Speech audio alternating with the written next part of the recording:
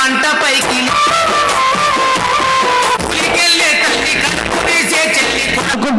ఈ యొక్క కార్యక్రమంలో భాగంగా మన బలగం టీవీ అంటే బలగం లెక్కన మా కళా బలగానికి ఎంతో బలగమైనటువంటి బలంతో బలగమైనటువంటి మా బాలన్నను బలగంతో బలగం బలం బాలు. Thank you Ram Narsanna. నేను ఎక్కువసేపు మాట్లాడదలుచుకోలే. గిద్దె గలమధ్వారంలో ఈరోజు గద్దరన్న అవార్డ్స్ పెట్టిన ధన్యవాదాలన్న. కళాకారుల రూపంలో గద్దరన్న ఇంకా బతికే ఉన్నాడని నేను అనుకుంటున్నా.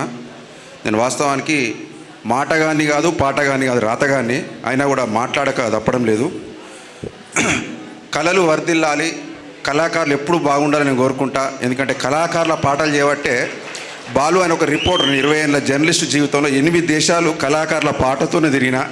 కళాకారుల పుణ్యాన నేను కూడా విమానం ఎక్కినాక మీకు కూడా చెప్తున్నాక మీరు గవర్నమెంట్లో దగ్గరలో ఉన్నారు కాబట్టి ఆ రోజు టీఎస్ఎస్లో ఎంతమందికి 550 మందికి ఉద్యోగాలు ఇచ్చారు.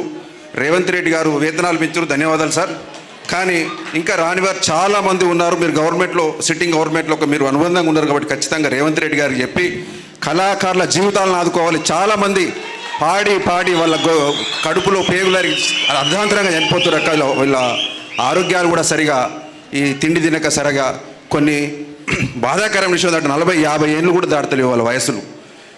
మరి ఇంకో బాధ అనిపిస్తుంది నాకు, ఈ కళాకారులు ఈ తరం పోతే భవిష్యత్తు ఎట్లు, ఈ మానవ హక్కులు ఏమవుతుందని భయం అవుతుంది ఒక జర్నలిస్ట్గా. ఇప్పుడు కాసిం సార్ ఉన్నారు, రవీందర్ సార్ ఉన్నారు. ఇప్పుడు ఏదో వాళ్ళు సాధ్యమైనంత కొట్లాడుతుర్రు.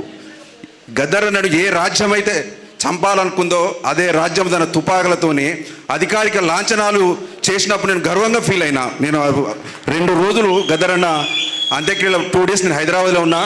గద్దరన్నను మనం మనస్ఫూర్తిగా ఆయనను వారసులుగా కొనసాగాలి. మానవ హక్కుల ఉల్లంఘనలు సాగినప్పుడు జరుగుతున్నప్పుడల్లా కాసిం సార్ ఆయన ఉపన్యాసాలు నేను చాలా యూట్యూబ్లో వింటాను. రవీందర్ అన్న నేను కూడా రాస్తా, కానీ పసునూరు రవీందర్ అన్న చాలా రచనలు నేను చదువుతాను. అన్న మీరు అందరూ ప్రజల కోసం ఇట్లా కొట్టాడాలి. ఇది నాకు పొద్దున్న కూడా కళాకారుడు. థ్యాంక్ యూ అన్న, మీరు పాట పాడేయండి అన్న. థ్యాంక్ యూ, ధన్యవాదాలు అన్న. ఇంకోటి